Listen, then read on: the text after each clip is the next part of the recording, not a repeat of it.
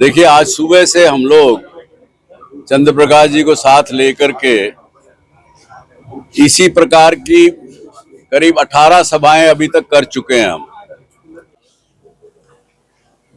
सब जगह पूरे हलके में, पूरे इलाके में जो समर्थन चंद्र प्रकाश जी को मिला है, आपके माध्यम से मैं सबको कहना चाहूंगा कि मुझे भी खुद को इतनी अपेक्षा नहीं थी, इतना अधिक समर्थन मिला है। उसमें साथ में भाई प्रदीप जी भी लगे हैं हमारे साथ, प्रदीप जी बेनीवाल, और अभी यहाँ के प्रभारी कांग्रेस पार्टी के भी हैं। जैसा मैंने आपसे पहले कहा कि मैं तो एक जो व्यक्ति, जो भी प्रत्याशी हरियाणा में, मैं कई लोगों को सपोर्ट कर रहा हूं, लेकिन पार्टी देख के सपोर्ट नहीं कर रहा, वो प्रत्याशी को देख के सपोर्ट कर रहा हूं। हालांकि कांग्रेस पार्टी के जो भावी मुख्यमंत्री हैं हुड्डा जी, मेरे अतरंग मित्र हैं, हम साथ बैठते उठते हैं। उन्होंने कहा भी, वो भी एक बात रही, लेकिन मैं भाजपा का समर्थक भी हूं। इसमें भी मुझे कहने में यहाँ पे इस मंच से भाई चंद्र प्रकाश जी और डांगी जी शायद बुरा ना माने प्लीज, पर फिर भी इनका समर्थन इसलिए कर रहा हूं, पूरे रूप से खुल के इसलिए कर रहा हूं कि ये इस विधानसभा का, इसके लोगों का अच्छी प्रकार से समर्थन करेंगे, काम करेंगे। यहाँ के लोगों को इनसे कोई शिकायत नहीं मिलेगी जो अभी उनके प्रतिनिधि से मिल रही है, क्योंकि इस इलाके के लोग, क्योंकि मैंने 8 साल यहाँ पे काम किया है, तो आज भी पिछले 2 साल से मेरे दफ्तर में ही आते हैं काम करवाने के लिए। तो मैंने पूछा, भाई क्या बात, ये क्या बात, अब नया एमएलए है फिर क्यों? बोले दिखे ही कौन, कित है पता ही कौन। तो इस तरह की जब बात होने लगी है, और फिर एक और नई बात, आदमपुर मंडी के लोगों की दुखद बात, हिसार शहर में कई लोग आदमपुर के रहने लग गए। दुकान यहाँ है आदमपुर में, लेकिन रहते हिसार हैं। तो मैंने पूछा उनसे, भाई क्या बात, ये क्या काम रहे, उल्टी गंगा क्यों बहा रहे हो?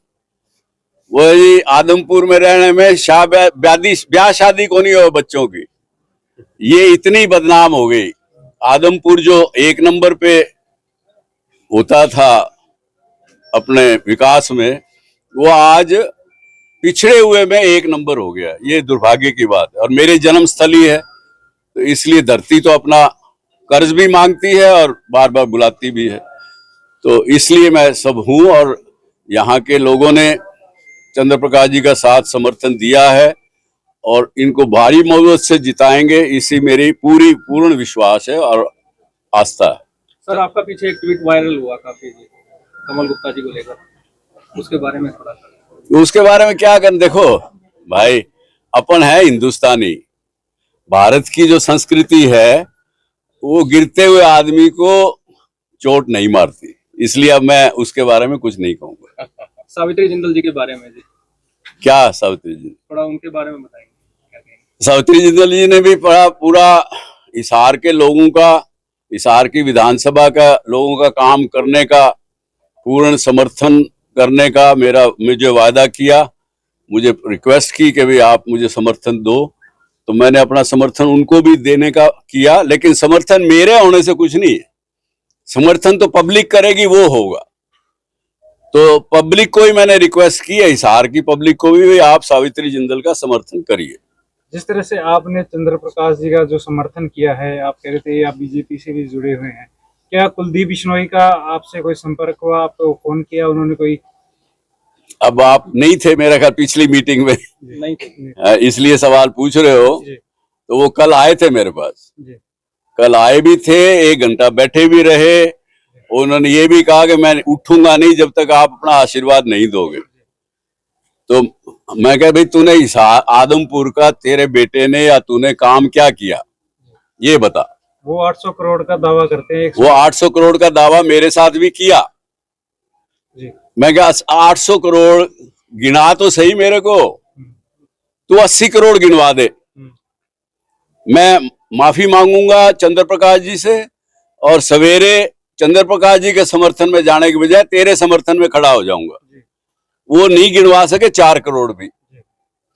अब उसके बाद में अभी आदमपुर मंडी गया था, उसके बगल की जो दुकान है, उनके घर के बगल की, उस दुकान पे हमारा कार्यक्रम था और वो वहां कोठी देखी मैंने अभी, और मैंने उनसे पूछा आदमी से, भाई कब बनवाई? उन्होंने बोला 1 साल हुआ। मैं कहा तो हाँ, इसमें तो 80 करोड़ लगा दिया होंगे। तो ये है बात, इससे आगे क्या कहना। तो चंद्रा साहब, आप बीजेपी में होकर कांग्रेस के नेताओं की या फिर निर्दलीयों की कहने के जिस तरीके से समर्थन कर रहे हैं, तो क्या आपको भी लगता है कि आने वाला समय कांग्रेस का? देखो, हर एक पार्टी का समय आता है, हर एक पार्टी का समय जाता है, जाएगा आएगा, पर इस बार हरियाणा में कांग्रेस की एक प्रकार से लहर है, ऐसा सब लोग कहते हैं, और मेरे पास कोई ऐसा कारण नहीं है कि मैं उस पर विश्वास ना करूं।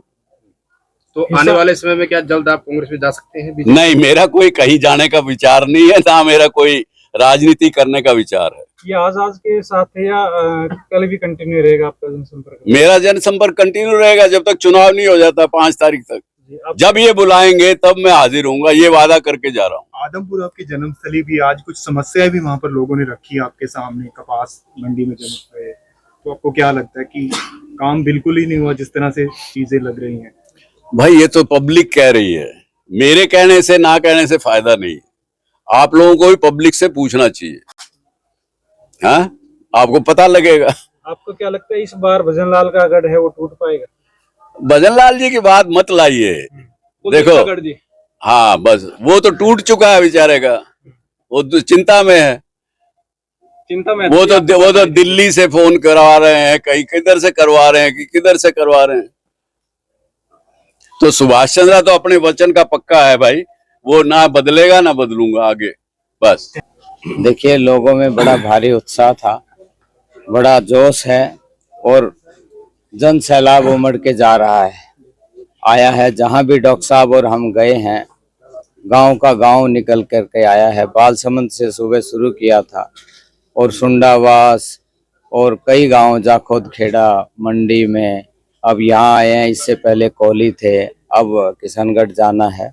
तो लोगों में बड़ा उत्साह है, और लोगों में जो हम अपनी एजेंडा जो उनको बताते हैं कि आदमपुर के क्षेत्र के विकास की बात होगी, यहाँ के 36 बिरादरी के भले की नीतियों बनाने की बात होगी, धरातल पे लागू करने की बात होगी, तो ये लोगों को पसंद आती है। क्यों पसंद आती है? कि यहाँ के नुमाइंदे ने जब चुनाव आता है तो आकर के और लोगों से अपना वोट ले करके और चुन के चले जाते हैं। उसके बाद इलाके में क्या हो रहा है, उनके क्या ज़रूरतें हैं, क्या उनको चाहिए, किस तरह का विकास की बात होनी चाहिए, शिक्षा के क्षेत्र में क्या सुविधाएं होनी चाहिए, स्वास्थ्य की क्या सुविधाएं होने चाहिए, मंडी में किस तरह की बातें होनी चाहिए, क्या किस तरह की समस्याएं हैं, तो उससे उनका कोई सरोकार नज़र नहीं आता। वो ना उनके संपर्क में है, ना लोग उनको संपर्क कर सकते हैं। तो हमारा यही प्रयास है कि लोगों में बड़ा भारी उत्साह है कांग्रेस पार्टी के पक्ष में और अपने इस भाई के पक्ष में, और आने वाली 5 तारीख को एक एक मत को दे करके मुझे विधानसभा भेजने का काम करेंगे। और हम आदमपुर के जो विकास की बात हम कर रहे हैं, जिस पिछड़ जैसे चुका है आदमपुर का, पहले कभी नाम होता था, आज पिछड़े हुए क्षेत्रों में आदमपुर का नाम आता है। तो उसके विकास की जो पटकथा लिखने की शुरुआत हम करेंगे, और आने वाले समय में आप और आदमपुर की जनता ये देखेगी कि हाँ, ये विकास होता है। प्रदीप जी, आप क्या कहना चाहेंगे, क्योंकि आप तो लंबे समय से आदमपुर में काम भी कर रहे हैं, जुड़े भी हुए हैं, तो आपको क्या लगता है जब विकास के दावे किए जाते हैं? कोई विकास नहीं हुआ जी आदमपुर। हाँ, आदमपुर के अंदर जो विकास जहाँ हुआ है वो आप सब आदमपुर में जाके और अनाज मंडी में देखना, वहां पे जो विकास हुआ है वो हुआ है।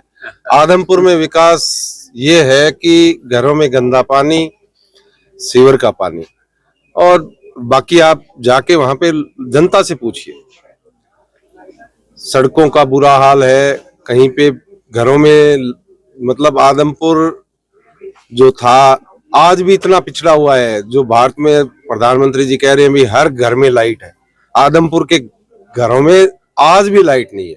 अब आपको लगता है कि बदलाव का समय है? बिल्कुल बदलाव होगा, यार चलेगी इस बार। बिल्कुल आदमपुर इस बार विजय रथ दौड़ेगा और उस विकास के साथ दौड़ेगा कि पूरे हरियाणा में जो आदमपुर, ये वो आदमपुर है जो बाई इलेक्शन में इसने पूरे हरियाणा में इसकी लहर बनी थी और वो आदमपुर लोकसभा में भी पूरी रही और अब विधानसभा जो जनरल इलेक्शन है इसके अंदर भी आदमपुर की पूरी पटकथा लिखी जाएगी और चौधरी भूपेंद्र सिंह हुड्डा के जो सारथी होंगे उनमें भी आदमपुर का सारथी साथ होगा।